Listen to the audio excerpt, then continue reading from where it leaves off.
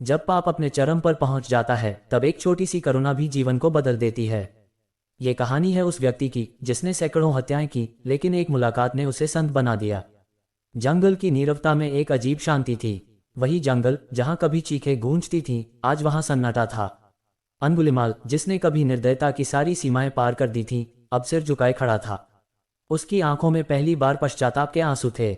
उसके सामने खड़े थे गौतम बुद्ध। बुद्ध ने शांत स्वर में कहा, अब तुम वही नहीं हो जो पहले थे। अगर सच्चे मन से बदलना चाहते हो तो मेरे साथ चलो।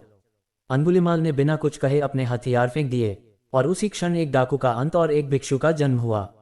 बुद्ध अंगुलिमाल को अपने आश्रम लेकर आए। वहां उपस्थित भिक्षु उसे देखकर चौंक गए। एक भिक्षु ने धीमे से कहा, ये वही है जिसने न जाने कितनों की जान ली। लेकिन बुद्ध ने सभी को शांत करते हुए कहा, कोई भी व्यक्ति अपने कर्मों से बड़ा नहीं होता। परिवर्तन की शक्ति हर किसी में होती है। फिर बुद्ध ने अंगुलिमाल को दीक्षा दी, और वह बन गया भिक्षु अंगुलिमाल। उसके सिर के बाल मुंडवा दिए गए, हाथ में भिक्षा पात्र थमा दिया गया, और एक नया जीवन शुरू हुआ, तप, संयम और प्रायश्चित का।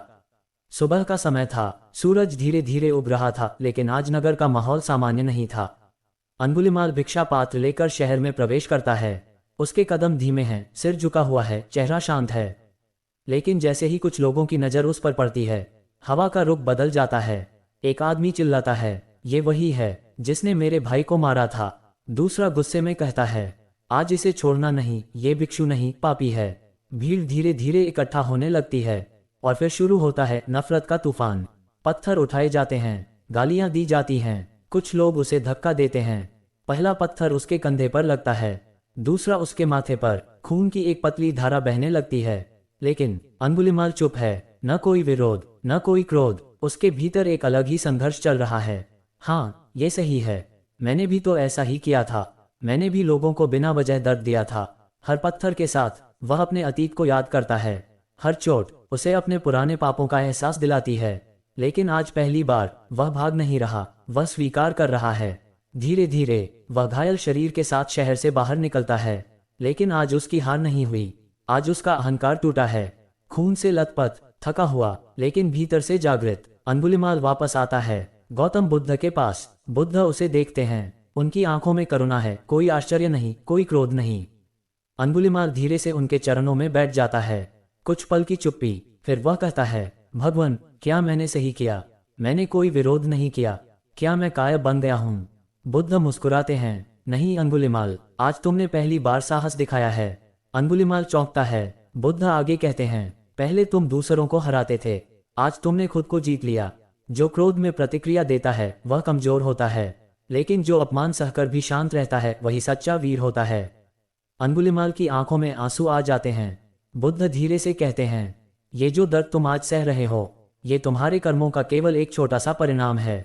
अगर तुम इस मार्ग पर नहीं आते तो यही कर्म तुम्हें असीम दुख में डाल देते। फिर बुद्ध उसका सिर सहलाते हैं। याद रखो, कर्मों से भागा नहीं जा सकता, लेकिन उन्हें सहकर, समझकर और बदलकर मुक्ति जरूर पाई जा सकती है। आज अंगुलिमाल को पहली बार कर्म और क्षमा का असली अर्थ समझ आता है। समय बीत रहा था, दिन, सप्ताह, महीने, लेकिन अंगुलिमाल के भीतर जो चल रहा था वह किसी को दिखाई नहीं देता था। बाहर से वह शांत था, लेकिन अंदर एक युद्ध चल रहा था।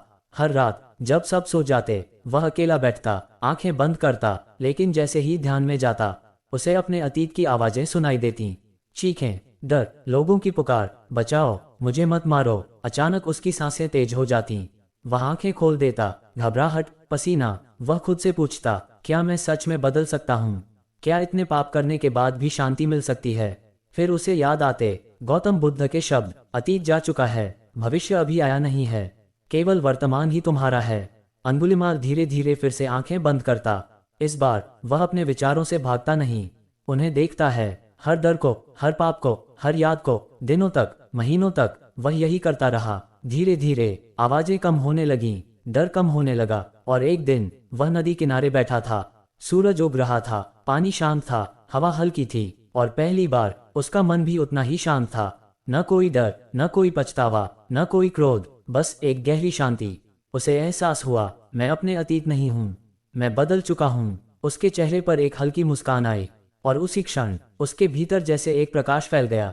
एक ऐसा अनुभव जो शब्दों में नहीं बताया जा सकता। यही था उसके आत्म परिवर्तन का चरम। समय धीरे धीरे आगे बढ़ रहा था। अब अंगुलिमाल का शरीर कमजोर होने लगा था, लेकिन उसका मन पहले से कहीं अधिक शांत, स्थिर और जागृत था। एक दिन वह अकेले बैठा था, पेड़ के नीचे, आंखें बंद, चेहरे पर गहरी शांति। उसे अपने जीवन की पूरी यात्रा दिखाई देने लगी। एक छोटा सा बच्चा जो मासूम था, फिर एक युवा जो भटक गया, फिर एक हत्यारा जिससे पूरी दुनिया डरती थी, और फिर एक भिक्षु जो खुद को खोज रहा था। उसकी आंखों से आंसू बहते हैं, लेकिन ये दुख के आंसू नहीं थे, ये थे मुक्ति के आंसू। वह धीरे से कहता है, मैंने बहुत गलतियां की, लेकिन मैंने खुद को बदल लिया। यही मेरी सच्ची जीत है। धीरे धीरे उसकी सांसें हल्की होने लगती हैं, शरीर शांत हो जाता है, मन पूरी तरह स्थिर, और फिर एक अंतिम सांस के साथ वह इस संसार के सभी बंधनों से मुक्त हो जाता है। निर्वाण, न कोई दुख, न कोई जन्म, न कोई मृत्यु, बस पूर्ण शांति। जिसने कभी लोगों के जीवन में अंधकार फैलाया था, वही एक दिन प्रकाश बन गया। ये कहानी हमें सिखाती है, कोई भी इंसान कितना भी गिरा हुआ क्यों ना हो, अगर वह सच्चे दिल से बदलना चाहे तो वह खुद को नया बना सकता है। अगर इस कहानी ने आपके दिल को छुआ है तो वीडियो को लाइक जरूर करें, ताकि यह संदेश और लोगों तक पहुंच सके। अपने विचार कमेंट में जरूर लिखें। क्या आप मानते हैं कि हर इंसान बदल सकता है? और अगर आप ऐसी ही सच्ची और प्रेरणादायक कहानियां देखना चाहते हैं तो हमारे चैनल को सब्सक्राइब करें और बेल आइकॉन दबाना बिल्कुल न भूलें, क्योंकि यहाँ हम सिर्फ कहानियां नहीं सुनाते, हम जीवन बदलने की प्रेरणा देते हैं।